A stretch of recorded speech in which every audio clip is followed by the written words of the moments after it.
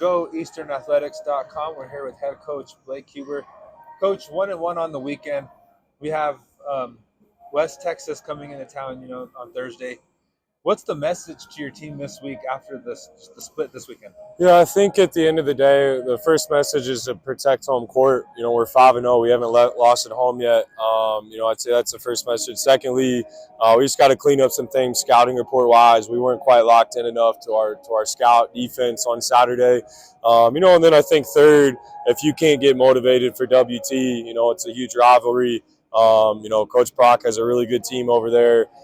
They haven't really played a lot of close games. They've kind of been blitzing everybody, and they're in a really good flow. They have a lot of confidence right now. So we have to have a really good week of preparation and be ready to go for Thursday night.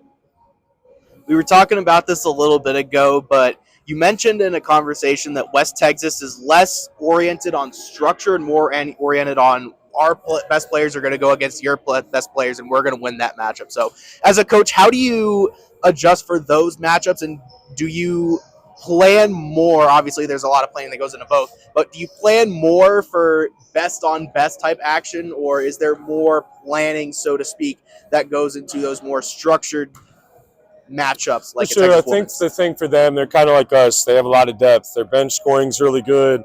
Kylie Kane's been a consistent, really good player for them, preseason player of the year.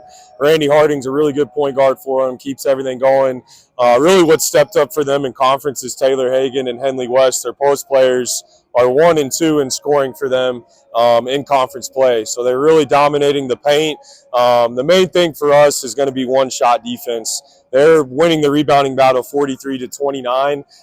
They're dominating the glass. So when we do get misses, we have to have elite one-shot defense because they do have a lot of really good players. And if you give them 2, 3, 4 chances, it's going to be hard and it's going to be a long night, if we can't keep them off the glass. So keeping off the glass and keeping them off the free throw line is, some of our main keys for Thursday.